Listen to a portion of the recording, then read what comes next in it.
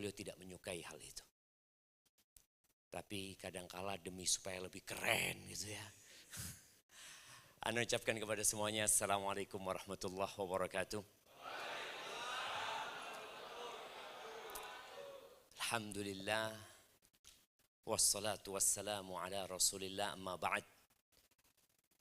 Apa semuanya siap menjadi juara? Insyaallah. Juara apa dulu antum? Jamaah rahimakumullah. Rasul sallallahu alaihi wasallam pernah bertanya kepada sahabat-sahabatnya. Kita tahu umat Islam itu mengalami fase yang sangat memprihatinkan. Ya. Sampai sebagian sahabat 3 hari nggak makan. Pingsan. Rasul sallallahu alaihi wasallam ketika proses penggalian parit ya, di kota Madinah pada saat diserang oleh orang-orang musyrikin. Beliau itu sampai meletakkan batu di perutnya ya, diikat supaya tidak mah, karena nggak ada isinya perut itu. Lalu Nabi SAW bertanya kepada mereka, Kaifa antum idza futihat alaikum Faris war Rum? Bagaimana sikap kalian nantinya ketika Persia dan Romawi ditaklukkan? Kira-kira seperti apa sahabat ya? Kita sering dengar istilah OKB. Orang kaya baru ya. Kalau orang kaya lama biasanya ya biasa aja, memang sudah kaya dari dulu kan. Tapi kalau ini dulu susah ya, tahu-tahu kaya, kadang-kala ada perubahan sikap jemaah. Nabi bertanya itu kepada para sahabatnya sallallahu alaihi wasallam. Kaifa antum? Gimana nanti kalau Persia dan Romawi ditaklukkan? Abdurrahman bin Auf, sosok sahabat yang kaya ya. Jadi Ana berharap semua yang hadir di sini seperti Abdurrahman bin Auf nantinya. Orang kaya yang nggak sombong, orang kaya yang suka berbagi, orang kaya yang tangannya di atas. Maka Abdurrahman mengatakan, nakunu kama qala Allah. Ya kita akan menjadi seperti yang Allah firmankan. Lalu Nabi SAW mengatakan, awa ghaira dhalik. Atau enggak seperti itu kalian. Kalian akan berubah. Dan memang harta itu ternyata ada efek samping buruknya. Maka beliau mulai menyampaikan beberapa efek samping dari ditaklukkannya Romawi dan Persia. Yang pertama kata Nabi SAW, tatanafasun. Kalian akan bersaing. Dan orang kalau sudah melihat harta, nggak ada puasnya. Kira-kira kalau antum sudah nikah? Oh alhamdulillah. Iya. Pertanyaannya, kalau antum dapat duit 1 T, kebayang nggak antum? Pernah mimpi dapat duit 1 T? Pernah mimpi? Bangun 1 T beneran? Oh enggak. Kira-kira sudah cukup buat antum?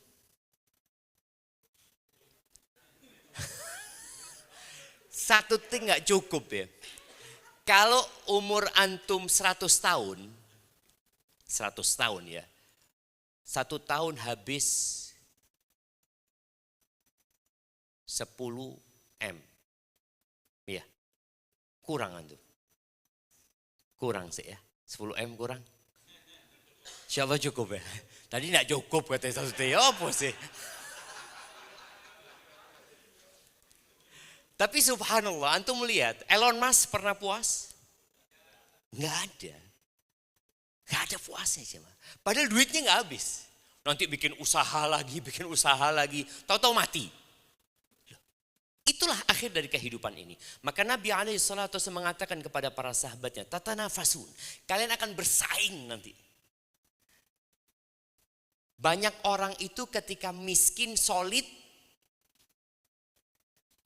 Masya Allah ya, ketika miskin tuh makan bareng ya, ngobrol bareng, jalan bareng ya. Tapi ketika sudah mulai ada duitnya, kebersamaan itu mulai hilang. Yang ada persaingan. Ngelihat sahibnya, pakai jam apa kau? Dilihat jamnya. HP-nya dilihat. Motornya dilihat. Mobilnya dilihat. Istrinya dilihat. Loh, lucu nih kayak gini ternyata. Persaingan itu satu hal yang bakal terjadi. Baik. Setelah bersaing, tahapan yang kedua adalah tatahasadun. Kalian akan saling hasad. Jadi memang efek dari persaingan itu adalah iri. Kenapa? Karena namanya bersaing, ya mesti ada yang lebih baik dari dia. Nggak semua yang kita inginkan kita dapatkan. Boleh jadi kawan kita, sahib kita, rival kita, mungkin lebih beruntung daripada kita. Yang hal itu akan menumbuhkan sesuatu di hati kita, hasud. Dan yang paling banyak hasud itu yang jualannya sama. Kalau jualannya nggak sama adalah hasud, tapi tidak terlalu parah ya. Yang jual martabak hasudnya sama siapa? Jual martabak gitu loh. Kalau semain jualan mie kadang-kadang enggak lah. Yang jualan handphone masa hasud sama yang jualan cilok jemaah. Kok rame cilok iki kan? Insya Allah enggak gitu. Ketika ada hasad, kita lewat depan toko yang rame. Perasaan kita gimana? Mudah-mudahan kobongan tuh gue. Jadi ada perasaan enggak suka dengan kesuksesan orang lain. Jadi yang awalnya bersaing kemudian muncul tadi hasad. Dan orang dulu kalau hasad itu kira-kira kemana dia perginya? Kemana? Ya? Dukun. Pernah berangkat ke dukun nanti?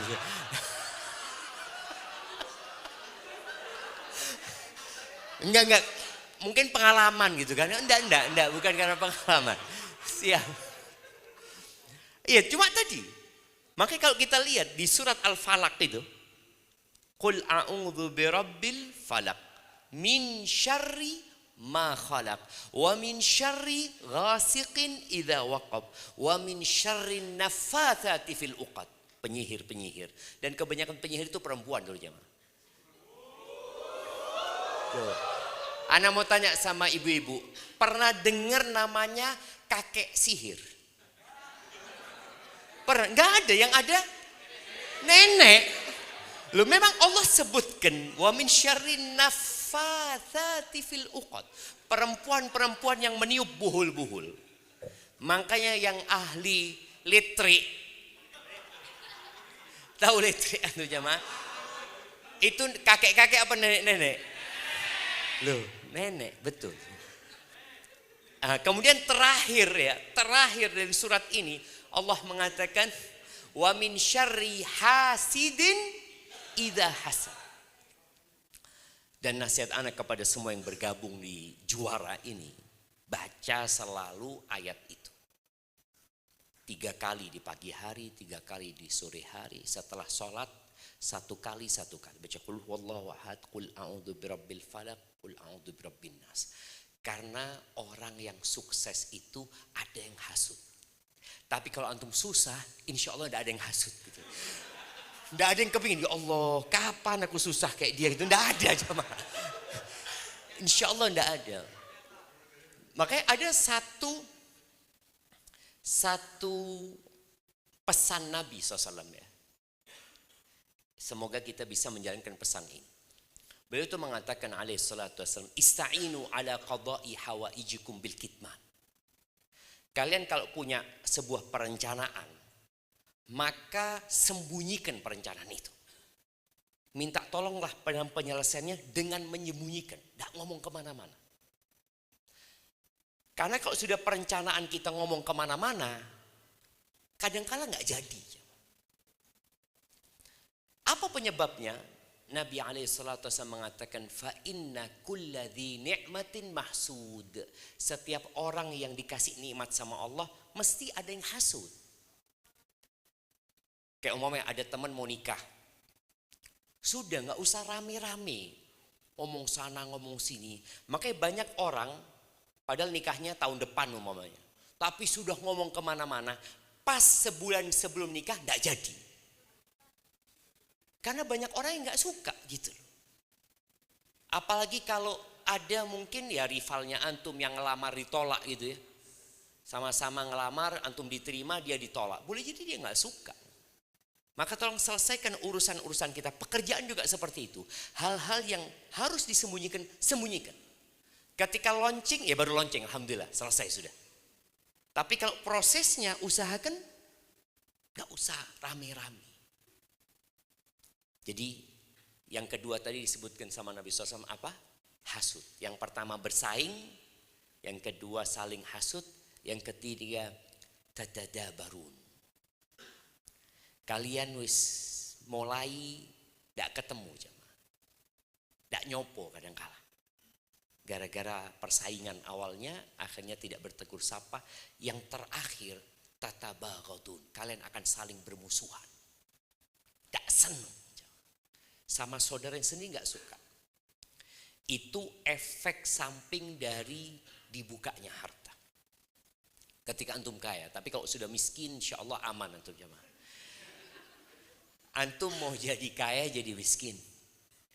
Mana yang lebih utama? Jadi orang miskin yang bersabar atau kaya yang bersyukur? Oh lihat, tidak ada yang mau jadi miskin bersabar jemaah. Padahal sampai mati miskin.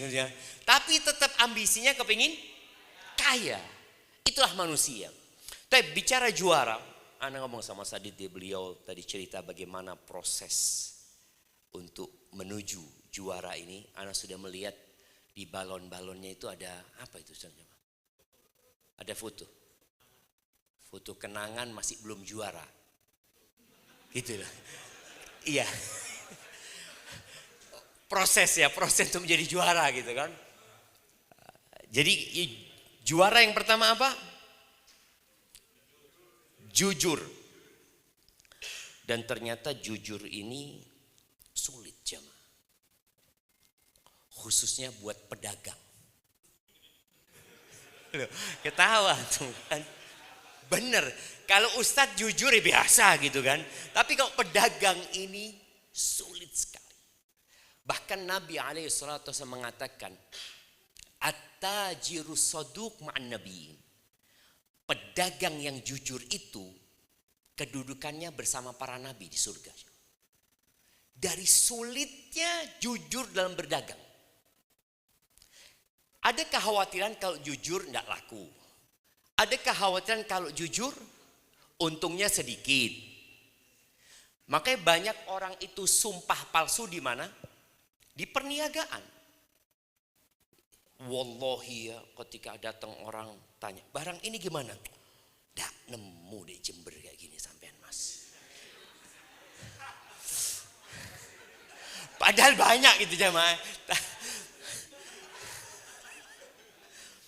Seperti itu. Apalagi tadi Mas Adit juga nyeritakan masalah akan servis ya.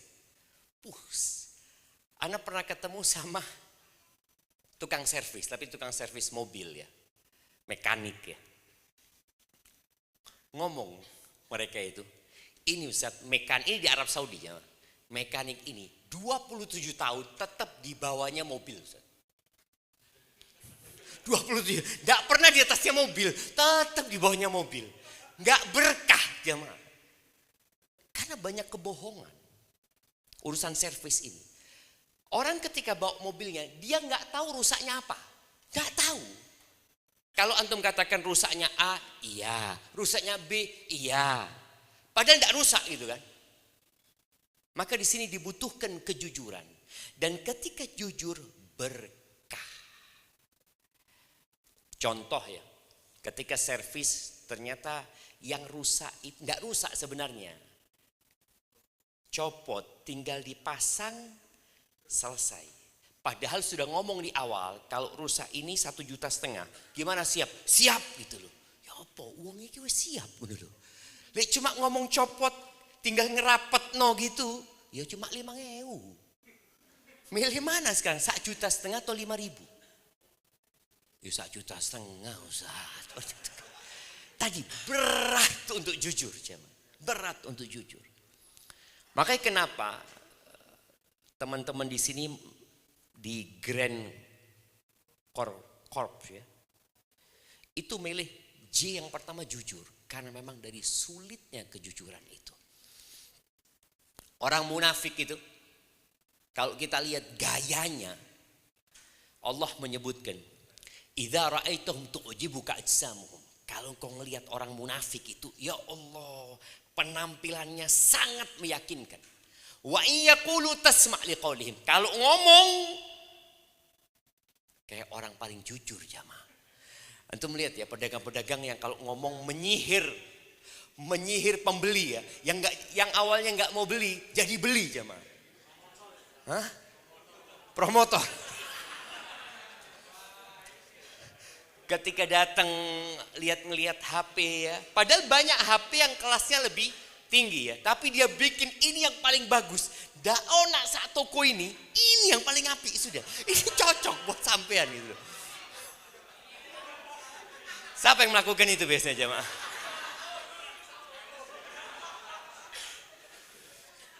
Ya apa Ustaz? Tugas dari atasan Ustaz. Bagaimana meyakinkan customer ini harus beli ini. Jangan beli itu gitu loh. Jadi jujur itu penting. Karena akan berdampak kepada berkah tadi. Nabi SAW menceritakan tentang 2 orang yang berdagang ya. Idza barra wa sadaqa. Kalau orang ini baik dalam bermuamalah, terus jujur, burika fi bai'ihima. Allah berkahi. Bicara berkah ini kadangkala jumlahnya tetap. Mungkin untuk merasakan, Ustaz sudah jujur gaji tetap Ustaz segitu. Apakah antum perlu laporan sama bos? Bos, saya jujur bos. Gitu loh. Tolong gajinya ditambahin. Enggak perlu antum ngomong seperti itu. Allah yang ngeliat. Makanya kalau kita lihat A-nya itu kan Allah. Allah yang senantiasa memperhatikan kita. Jadi tatkala kita jujur, Allah kasih berkah. Walaupun gaji yang kita bawa pulang sama.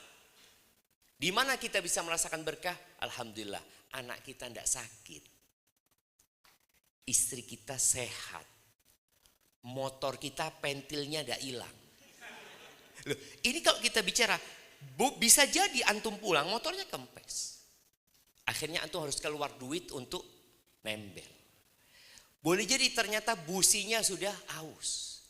Tapi gara-gara antum jujur, kita lihat ya sebagian orang, akinya itu tahan lama. Tapi sebagian orang akinya nggak tahan lama gitu. Kemudian sakit terus-terusan, anaknya sakit, mertua sakit, bapak sakit. Boleh jadi disebabkan kita tidak jujur. Maka tolong jaga kejujuran ini. Allah Azza wa Jalla mengatakan, ya ayyuhalladzina amanu taqullaha wa kunu ma'as shadiqin. Wahai orang-orang beriman, bertakwalah kepada Allah dan bergabunglah sama orang-orang yang jujur. Di grand sini yang nggak jujur, pergi aja. Gitu Ustaz. Nah, loh kita sudah berat. Jadi menentukan core value ini penuh perjuangan dan pertimbangan. Yang kadangkala konsekuensinya sebagian keluar. Aku kok kalau kayak gini tidak bisa saya. Karena saya kalau jujur gatel semua Ustaz. Saya itu sudah biasa bohong gitu. Jadi kalau bohong itu seneng gitu kan. Ada orang kalau berbohong itu merasakan kelezatan gitu. Alhamdulillah gitu. Betul loh jamaah. Loh, antum nggak percaya kalau itu ada dalam masyarakat. Nabi SAW mengatakan, alaikum bisidqi. Hendaklah kalian jujur. Fa inna sidqa yahdi ilal birri. Kejujuran itu mengantarkan kepada kebaikan. Wa innal birra yahdi ilal jannah. Kebaikan itu mengantarkan ke surga. Jadi prosesnya itu dari jujur, kemudian kita berbuat baik, lalu kita masuk surga. Wa ma yazalur rajulu yasduqu wa yataharras sidqa. Ada orang yang terus berusaha untuk jujur, berusaha dia. Dia nipu sebenarnya. Karena kalau bohong itu untungnya lebih banyak, rata-rata seperti itu. Berapa banyak pedagang kalau ditanya ya, Piro iki? 15 juta kata dia. Awis 13 juta. Loh, ngambilnya enggak segitu. Padahal ngambilnya 11 juta aja. Ana itu paling loro hati kalau ketemu pedagang kayak gitu ya. Nanti kita pergi dipanggil. Ya sudah papa sudah. Loh. Pernah tuh merasakan seperti itu?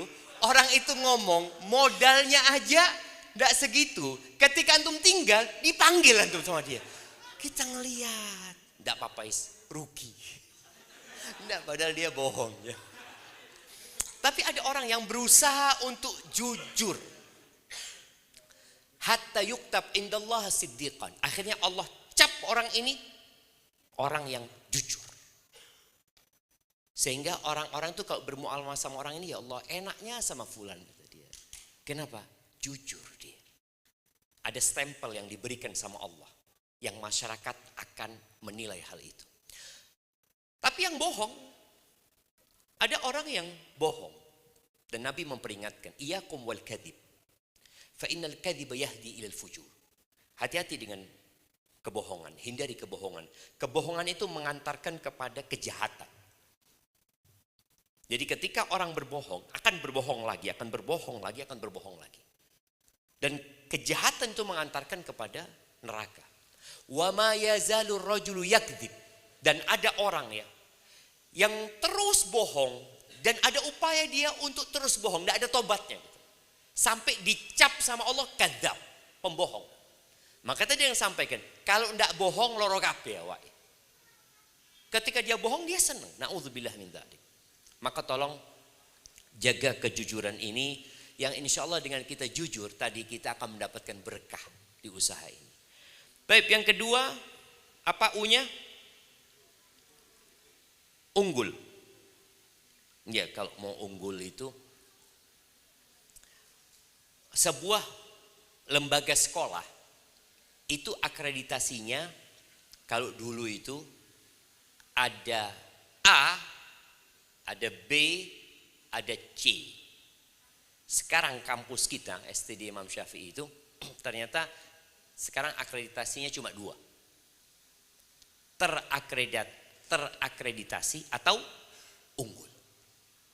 Cuma 2. Tidak ada lagi C, B, nggak ada. Terakreditasi atau unggul. Dan untuk menjadi unggul ini butuh perjuangan dan pengorbanan. Yang mana kampus menyampaikan, nggak bisa kita unggul kalau sebagian divisi unggul yang lainnya tidak. Bicara unggul itu ya harus bareng-bareng. Direncanakan dari awal kalau kita memang benar-benar ingin unggul. Dan Nabi SAW menyebutkan orang Islam itu ada 2 macam. Tolong kita semua mengevaluasi diri. Jadi kita itu memang butuh evaluasi diri. Jangan nunggu ditegur sama orang lain. Ana izin minum jamaah ya. Ana heran belum dibukakan air ana, belum dituangkan. Ya ini mungkin dari usaha pengorbanan tadi jamaah. Aman.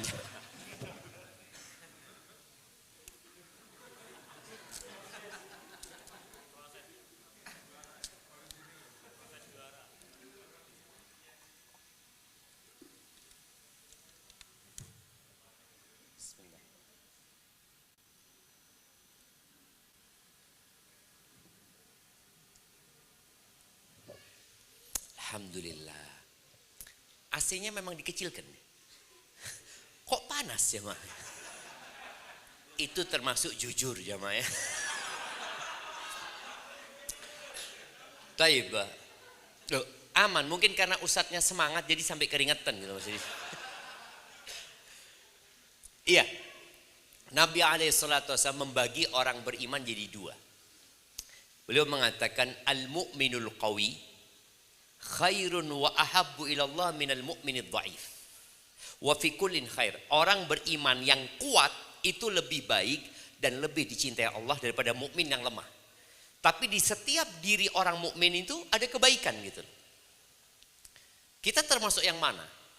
Bicara kuat itu yang pertama adalah kekuatan tekad untuk menjalankan perintah Allah dan menjauhi larangannya. Kekuatan ilmu yang dengannya kita bisa tahu mana yang benar dan mana yang salah. Kekuatan fisik ya ikut. Karena kalau orang fisiknya kuat tapi imannya nggak kuat, masjid di sebelah rumahnya nggak bisa nyampe dia aja. Antum melihat orang-orang yang sehat, yang mungkin dia biasa bersepeda, alhamdulillah Ustaz, tiap hari 10 kilo sepedaan, ada yang 20 kilo. Masjid 500 meter dari rumahnya nggak pernah nyampe. Berat ya Allah, padahal dia 20 kilo jamaah naik sepeda.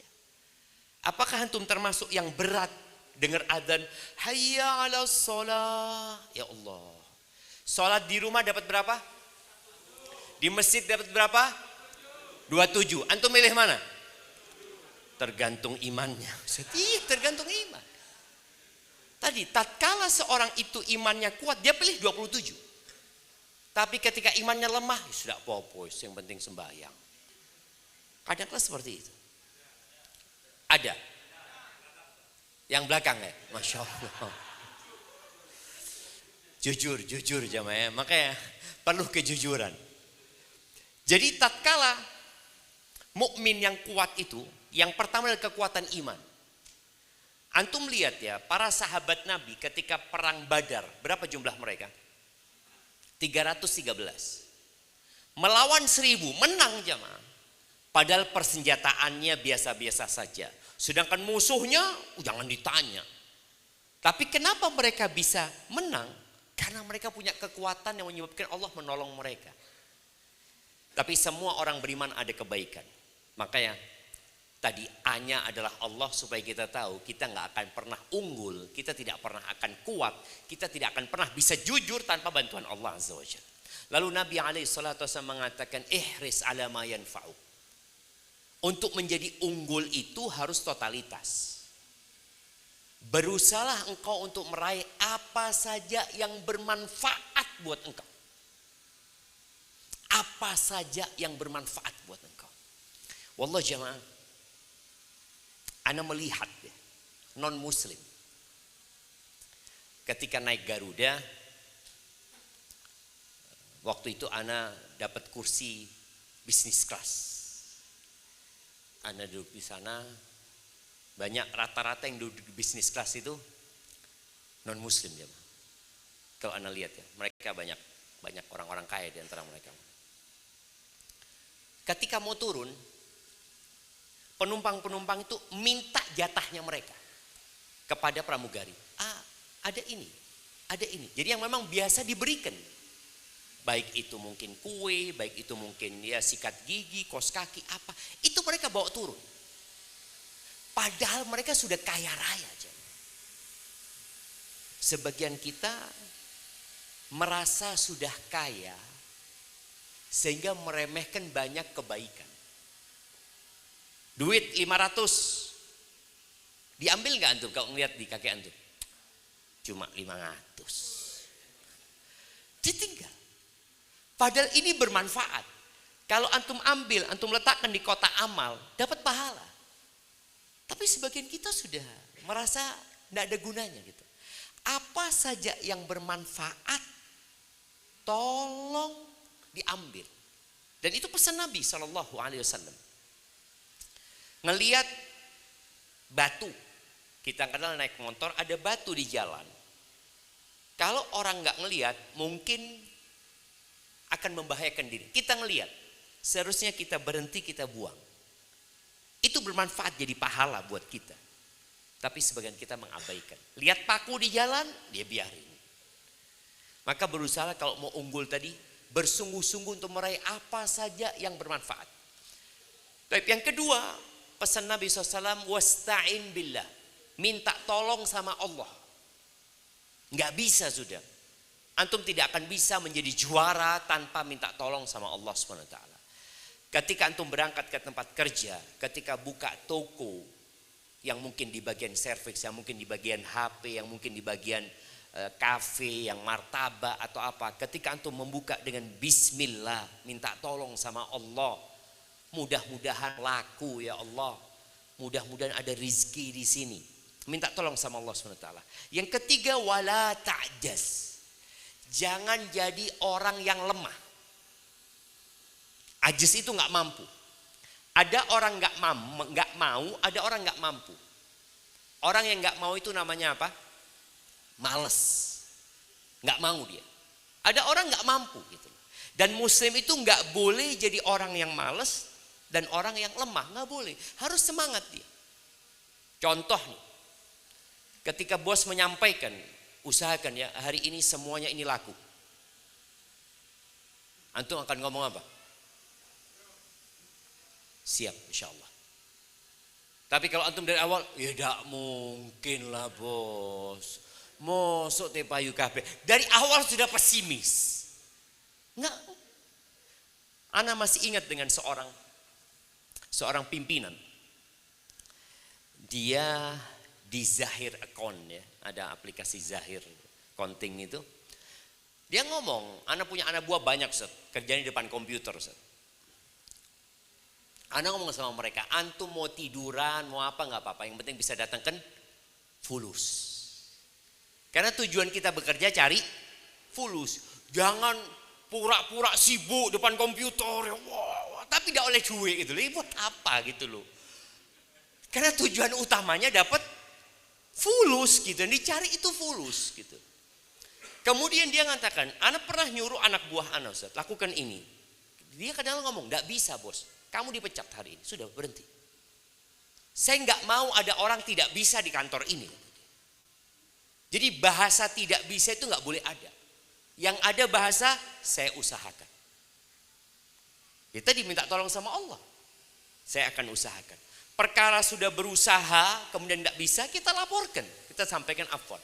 Targetnya nggak tercapai, minta maaf. Tapi ana sudah berusaha. Ini bukti usaha ana. Fa in asabaka syai', kalau engkau tertimpa musibah, sesuatu yang tidak diinginkan, ya sudah. Katakan qadarullah wa masya'a fa'al. Itu udah takdir Allah SWT. Asalkan tadi kita sudah berusaha. Tapi kemudian A-nya adalah Allah menjadi tujuannya.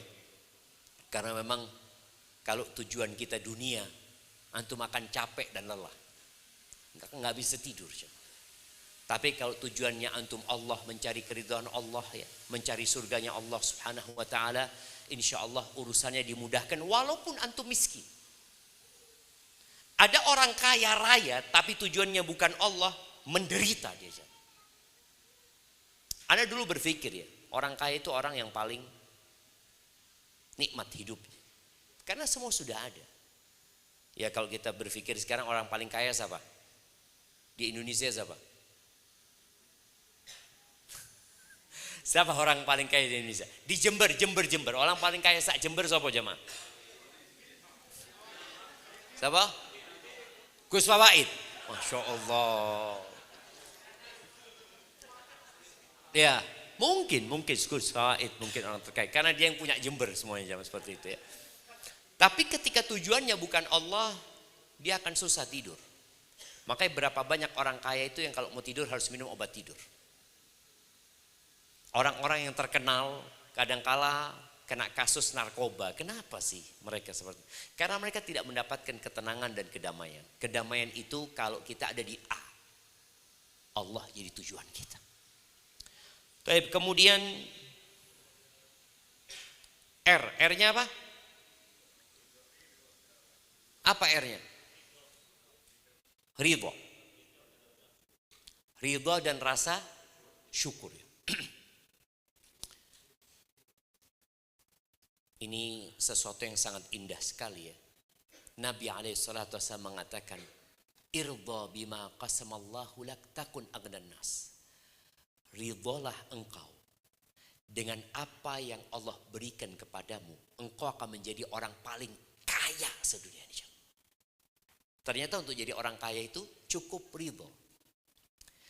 Dan ketika antum ridho, antum butuh satu lagi yang ridho. Siapa? Nah, orang tua. Oke, selain orang tua. Istri. Betul Bapak ini. Betul, kasih hadiah. Kenapa? Kalau istri nggak ridho, istri nggak qanaah, antum akan menderita.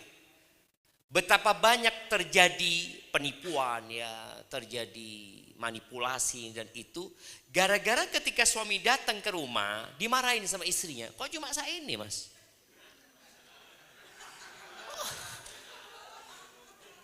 Makanya perlu istri menjadi orang yang ridho. Ini yang hadir di sini suami istri. Iya. Lu tunggu belum? Makanya tadi butuh gathering keluarga nanti.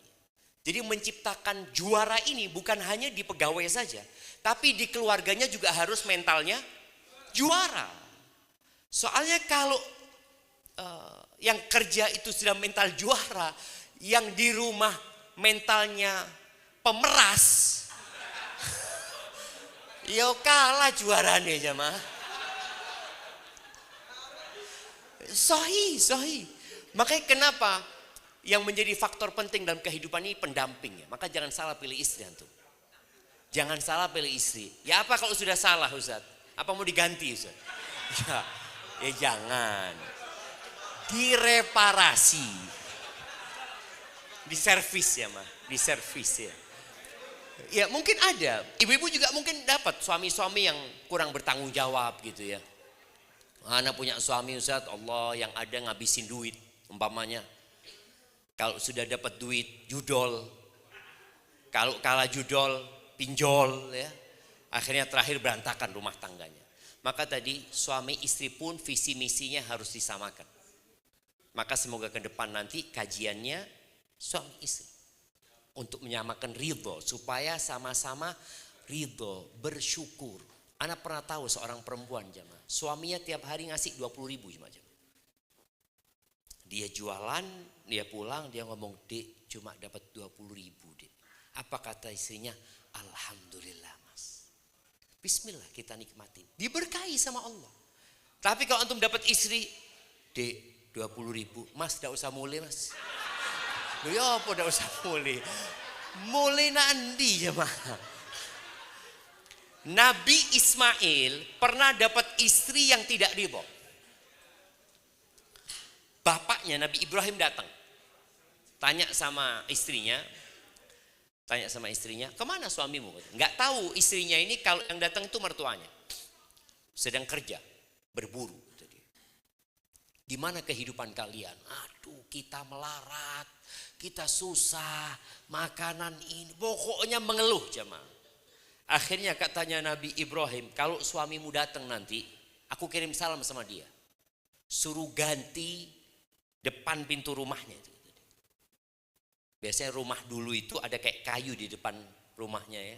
Karena agak panggung rumahnya gitu. Suruh ganti. Ketika Nabi Ibrahim datang, tanya, Nabi Ismail datang ya. Tanya, ada yang datang katanya. Iya, ada orang tua, ini, itu. Pokoknya jelek, orang tua ini dianggap jelek sebenarnya. Terus ya dia tanya-tanya tentang rumah tangga. Ya sudah aku cerita sama dia.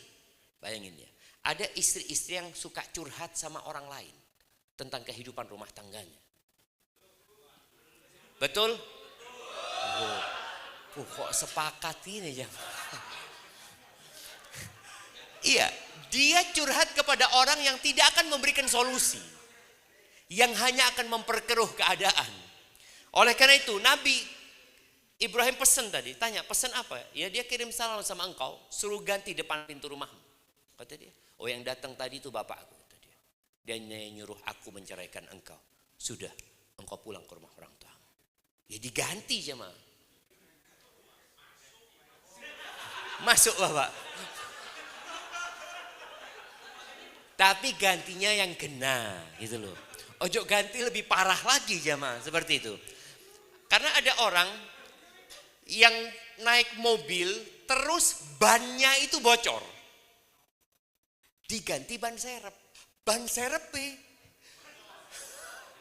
luwih rusak timbang ban itu jemaah. Maka jangan sampai itu terjadi. Maka nasihat ana, jangan buru-buru ganti istri. Sabar. Dikenakno bojone. Boleh jadi antum punya istri kayak gitu karena antum memang tidak pandai bersyukur. Akhirnya dapat istri yang tidak pandai bersyukur. Maka perbaiki diri kita dulu. Usahakan kita menjadi orang yang ridha, insya Allah istri kita juga akan jadi orang yang ridha. Taib, jadi ridha dan rasa syukur ya. Kemudian yang terakhir apa? Asa dan aksi suportif. Iya. Antum tahu core value-nya BUMN? Akhlak. A-nya apa? Amanah. Ya. K-nya kompeten. L-nya akhlak. Oh, H-nya harmonis. L-nya loyal. Kemudian A-nya adaptif. Terus K-nya kolaborasi. Itu menunjukkan memang kita nggak bisa kerja sendiri. Kita kerja tim. Ya, kita kerja tim. Kenapa kita perlu kerja tim? Karena Superman sudah mati. Yang ada super tim, jamaah. Superman is dead, kata mereka. Sudah selesai gitu loh. Nggak ada lagi orang yang, oh saya mau kerja. Nggak ada. Jadi yang ada itu super tim. Kerja sama-sama. Hasil milik bersama.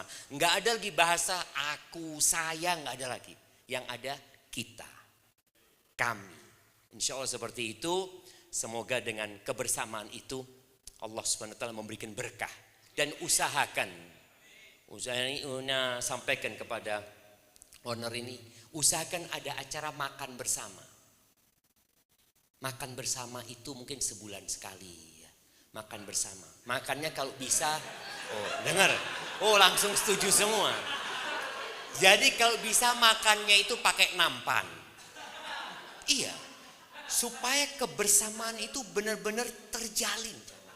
Bareng-bareng kita ini. Soalnya kalau makan bersama mejanya besar, yo dewi-dewi itu terjemah.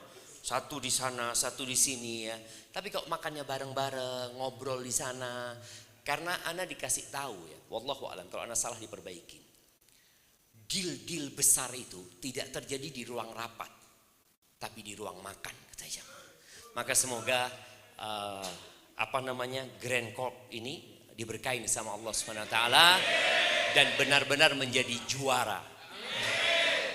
Dan antum harus doa memohon kepada Allah yang terbaik untuk kita semua, hilangkan hasad, hilangkan iri. Barakallahu fiik, itu yang dapat Anda sampaikan. Kurang lebihnya mohon maaf. Subhanakallahumma bihamdika asyhadu an la ilaha illa anta astaghfiruka wa atubu ilaik. Ana mohon undur diri. Ada tanya jawab? Ada. Kan? Ada. Lu ada tanya jawab? Ada tanya jawab. Mohon izin, nggih. Ya. Jadi mohon izin Pak Ustadz, ada titipan pertanyaan dari rekan-rekan sekalian.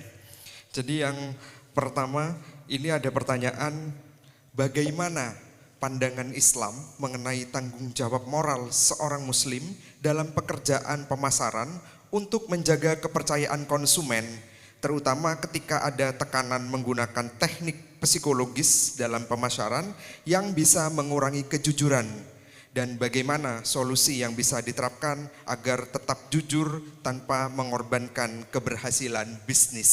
Masya Allah, Masya Allah. Mungkin bisa dikasih contoh. Seperti apa kira-kira? Kalau dikasih contoh di sini karena tidak mencontohkan, mungkin kalau dilihat dari sisi psikologisnya biasanya kan kalau di zaman digital sekarang itu ada harga coret mungkin begitu. Mungkin maksudnya seperti itu. Oh, siap. Atau ada penawaran-penawaran yang mungkin gitu kan, yang mungkin itu menimbulkan ya mungkin sedikit agak kebohongan tapi psikologis pelanggannya bisa ini. Iya, jadi memang Rasul sallallahu alaihi wasallam menyampaikan ya, inna minal bayani la sihra. Termasuk dari sihir itu adalah penjelasan. Jadi ada orang yang ngomong yang awalnya nggak mau beli, akhirnya jadi mau beli. Selama tidak ada kebohongan nggak apa-apa. Yang nggak boleh itu bohong gitu loh. Kalau dikatakan tadi kita memasarkan, kalau bicara harga coret, kan memang dicoret harganya. Betul nggak? Betul, dia memang harga coret ya. Terus terang di Arab Saudi itu ada satu hal yang ana merasa tertipu jemaah. Ketika selesai COVID, Itu anak berangkat umroh pertama aja. Anak berangkat umroh, anak melihat toko-toko itu diskon 50%, diskon 50%. Terus ya Allah ya. Tertarik orang beli. Karena anak pembimbing umroh berangkat lagi. Loh, tetap diskon nih 50%. Tahun depan berangkat, loh, diskon 50%. Jadi memang mereka memberikan diskon 50% karena memang harganya sudah ditinggikan, lalu mereka kasih diskon jemaah.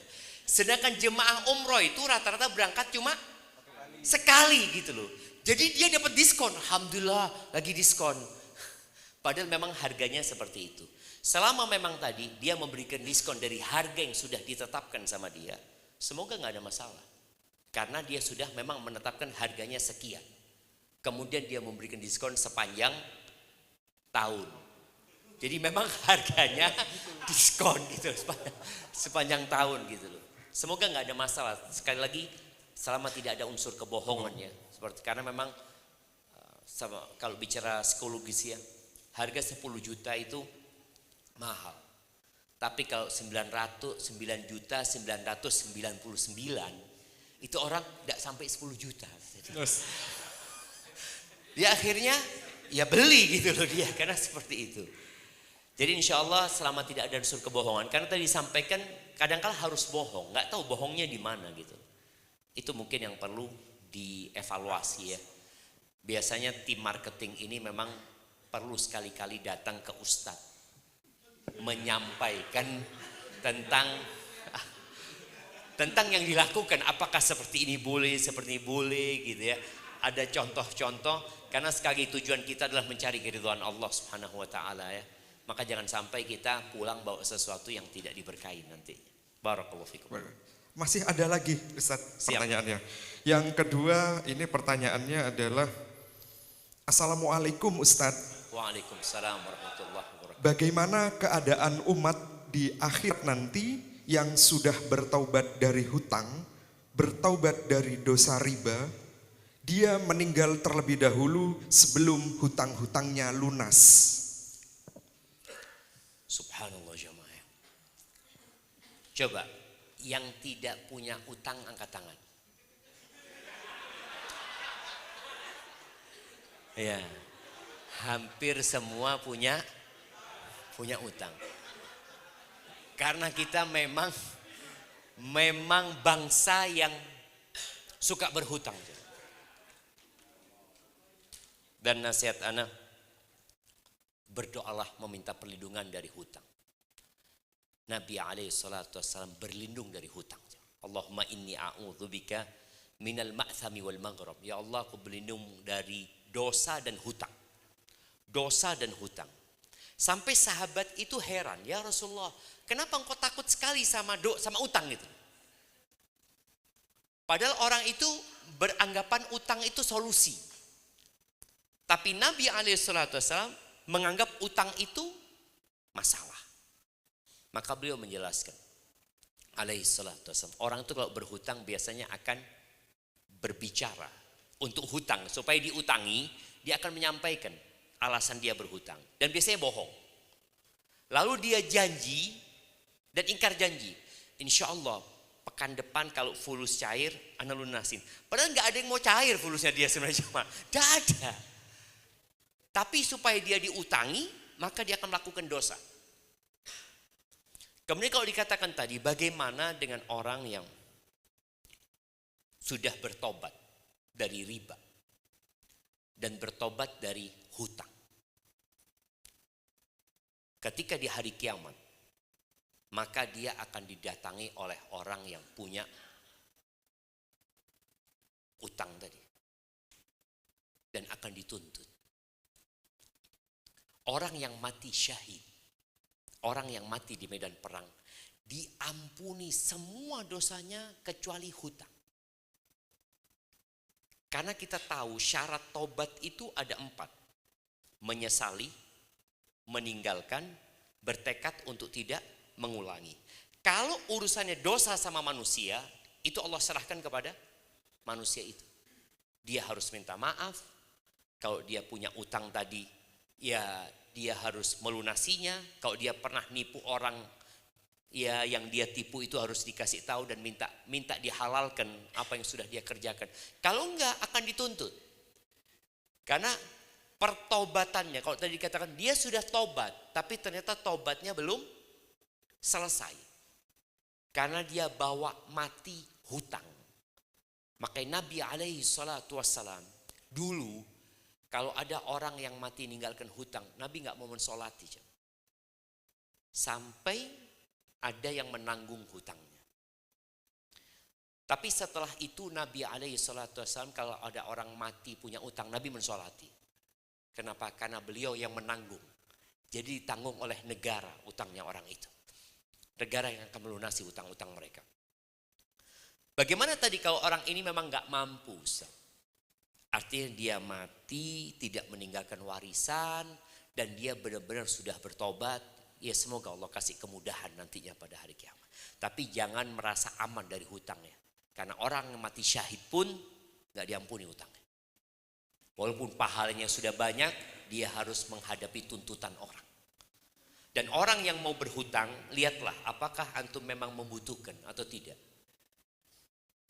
Sekarang di marketplace itu ada tawaran untuk hutang. Ada kan? Jadi yang suka masuk pasar siapa? Ibu-ibu. Ibu-ibu ini seneng lihat-lihat jemaah. Nggak beli, saya cuma masukkan ke keranjang. Ya kan? Masuk ke keranjang. Lama kelamaan dilihat, ya Allah, eman ini. Akhirnya beli, nggak punya uang, bayar nanti. Apa pay later mungkin ya, ada bayarnya nanti. Itu hutangnya. Maka tolong ketika tidak butuh jangan berhutang. Kalau harus berhutang, jangan yang hutangnya riba. Karena kalau sudah hutangnya riba, boleh jadi antum tidak akan pernah bisa melunasinya. Dan akan dicabut keberkahan dari yang antum beli nantinya. Barakallahu fiik. Seperti itu kira. Nah. Siap. Ada pertanyaan lagi Ustadz. Wah ini pertanyaannya nampaknya dari promotor kayaknya. Masya Allah. Perwakilan promotor kayaknya. Ustadz, bagaimana jika berdagang antara barang A dan barang B yang notabene semisal barang yang bagus yang A, tapi berhubung insentifnya lebih besar yang B, maka kita bagus-baguskan barang yang B. Itu bagaimana pendapat Ustadz? Nah, iya, ingat kita mau jadi juara. Ada sebuah kewajiban seorang muslim ya, untuk memberikan nasihat kepada orang lain. Jadi orang yang beli barang itu nggak ngerti sama barang, yang ngerti antum. Dan tugas antum bukan hanya menjual barang ini, tapi bagaimana melayani. Jadi kalau kita lihat ya perusahaan-perusahaan besar itu sudah bukan servis lagi, tapi hospitality mereka itu benar-benar membuat orang akan kembali lagi karena merasakan kenyamanan. Maka jangan pernah berpikir dapat keuntungan saat ini, tapi kemudian kehilangan keuntungan selanjutnya. Kira-kira orang itu kalau pulang bawa barang yang B tadi, terus ketemu sohibnya beli yang A, ketemu, antum beli ini, ya Allah dibohongi antum. Udah kata orangnya ini bagus ini, yuk kita lihat YouTube yuk, nih, betul kan? Iya. Kira-kira antum didoakan ya Allah mudah-mudahan yang jualan itu ya Allah tabrakan kok ya Allah. Kira-kira ya apa? Enggak, insya Allah enggak didoakan seperti itu jamaah ya. Tapi tadi kita kadang kala karena lupa sama Allah. Kita ambisinya dunia. Akhirnya kita berusaha untuk mendapatkan insentif yang lebih daripada kita dapat insentif yang biasa tapi berkah. Karena orang itu akan puas dan akan mengatakan kepada antum jazakallah khair. Barakallahu fiik ya.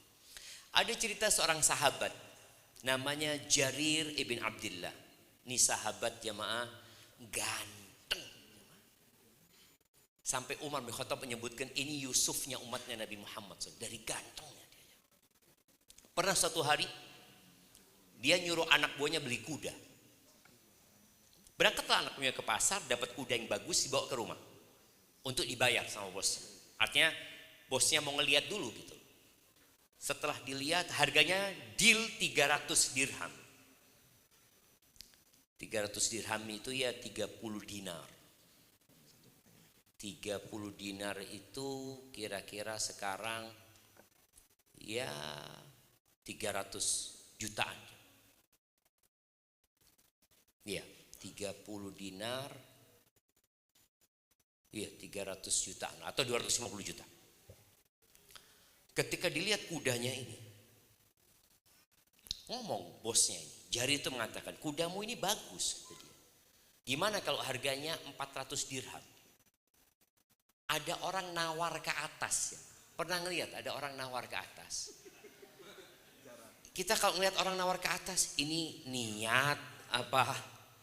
Main-main ini begitu kan? Ini nawar ke atas 400 dirham. Ya maulah kata dia. Dilihat lagi ndak. Barangmu ini bagus sekali. Gimana kalau 500? Ya mau dia. Sampai terakhir dibayar 800 dirham. Dibayar. Anak buahnya itu setelah orang itu pergi, ngomong sama bosnya ini. Aku datangkan kepadamu harga yang murah. Engkau beli dengan harga yang mahal. Kok bisa kayak gitu? Iya kata Jarir. Aku pernah berjanji sama Nabi SAW. Agar aku memberikan nasihat kepada setiap muslim. Karena ada orang-orang yang gak tahu sama barang jemaah. Ada orang gak tahu sama barang. Dan kita paling seneng ya. Kalau ketemu sama orang gak tahu sama barang. Aduh enak ini.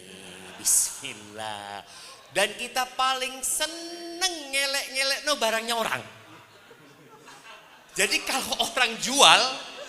Kita lihat motor mamanya. Iki beset iki. Ini ini. Elek barangnya orang. Tapi kalau dia jual.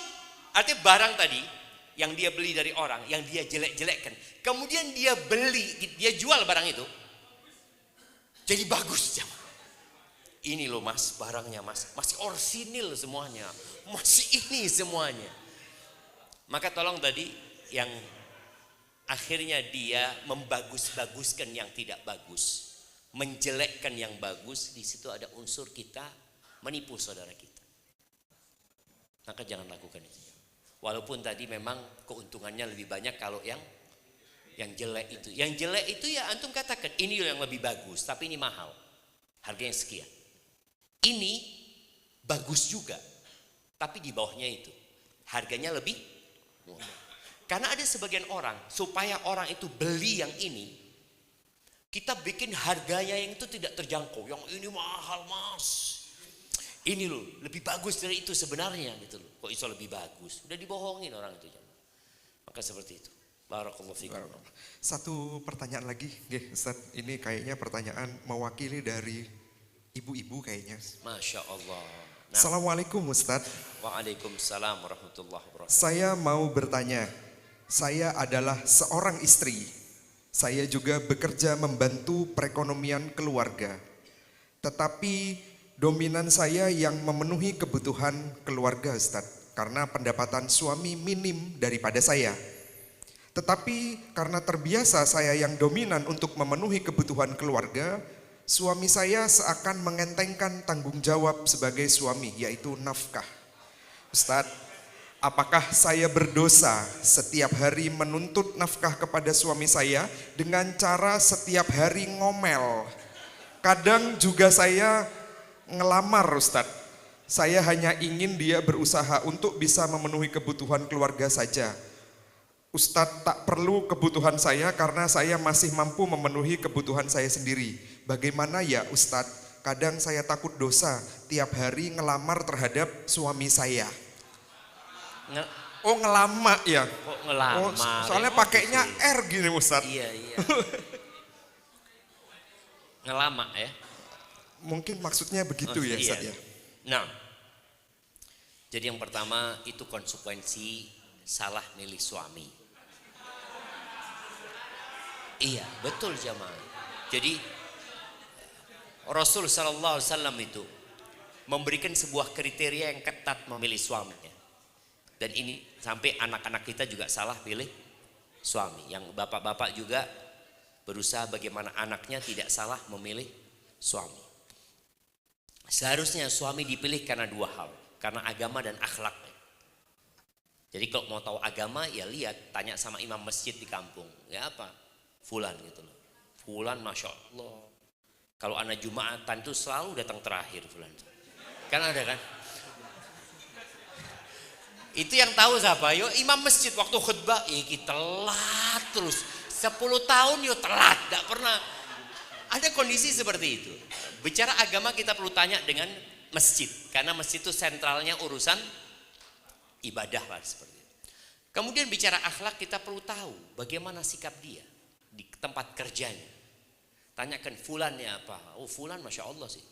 Sholat di masjid so pertama. Tapi utang gak bayar-bayar. Oh itu agamanya baik, akhlaknya buruk gitu loh. Seperti itu kan.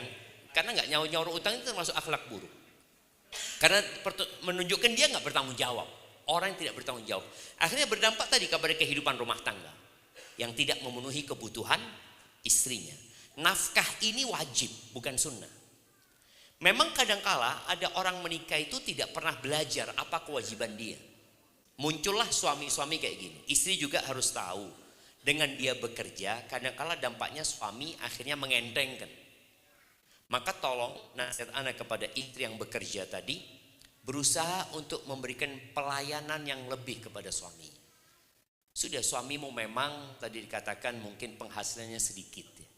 Tapi ketika engkau tetap menghargai suamimu, menghormatin suamimu, semoga dengan cara itu suamimu berubah. Dan harta yang engkau berikan ke dalam rumah tangga itu dinilai sodakoh nantinya. Engkau tetap akan dapat pahala sodakoh. Karena sekarang itu cari suami yang baik, sulit jemaah. Betul bapak-bapak? Ya sing ono iki di rumah jemaah. Enggak betul ya. Iya.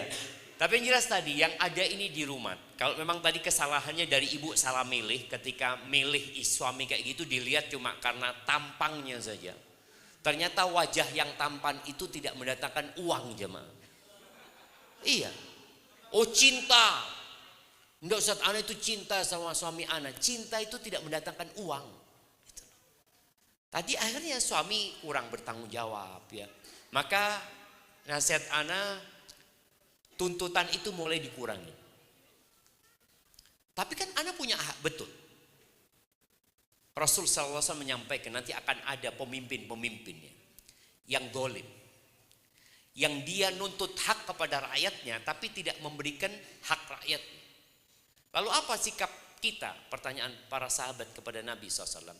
Kalian berikan hak pemimpin kalian. Terus hak kami gimana ya Rasulullah? Kalian minta sama Allah. Allah itu yang punya langit dan bumi ini. Maka istri yang soleha tadi, bismillah, anti memang punya hak. Dan suami yang dolim akan mendapatkan balasan nantinya. Jangan sampai kondisi tadi membuat keharmonisan hilang. Ya udahlah, suamimu memang kurang baik, engkau berusaha untuk memberikan khidmat, kemudian kalau ada waktu ya, umpamanya ajak suaminya sharing, bang kira-kira gimana caranya supaya nafkah itu bisa diberikan. Jadi tidak menuntut, tapi mungkin lebih sharing sama suami. Kemudian kalau cerewet, ngomel, kalau ada gunanya nggak apa-apa. Kalau enggak ada gunanya, ngeseli. Maka lebih baik bersabar, didoakan suaminya, terus berkhidmat. Semoga dengan cara itu rumah tangganya mendatangkan sakinah, mawaddah, dan rahmah insyaAllah. Barakallahu fiik. Itu menjadi pertanyaan terakhir ya. Jamaah ini akhir Jumat ya. Akhir Jumat itu termasuk waktunya doa dikabulkan sama Allah SWT. Maka kita berdoa memohon kepada Allah Azza wa Jal. Beliau biasa berdoa Nabi SAW. Allahumma qsim lana min khasyatik ma tahulu bihi bainana wa baina ma'asik. Wa min ta'atika ma tuballighuna bihi jannatak. Wa min al-yaqin ma tuhawwinu bihi alaina masa'ibad dunya. ومتئنا بأسماعنا وأبصارنا وقوتنا ما أحييتنا واجعله الوارث منا واجعل ثأرنا على من ظلمنا وانصرنا على من عادانا ولا تجعل مصيبتنا في ديننا ولا تجعل الدنيا أكبر همنا ولا مبلغ علمنا ولا تسلط علينا من لا يرحمنا ربنا آتنا في الدنيا حسنة وفي الآخرة حسنة وقنا عذاب النار وسبحان ربك رب العزة عما يصفون وسلام على المرسلين والحمد لله رب العالمين wassalamualaikum warahmatullahi wabarakatuh. Waalaikumsalam warahmatullahi wabarakatuh. Jazakallah khair pada Ustadz Syafiq Riza Basalamah. Dan mohon izin berkenan Ustadz, ada foto bersama para ikhwan. Jadi kami minta kepada seluruh hadir yang laki-laki ini untuk bisa berfoto bersama Ustadz Syafiq Riza Basalamah. Foto dari atas. Oh iya betul. Yes. Enak bisa semua kayak gitu ya. Ada.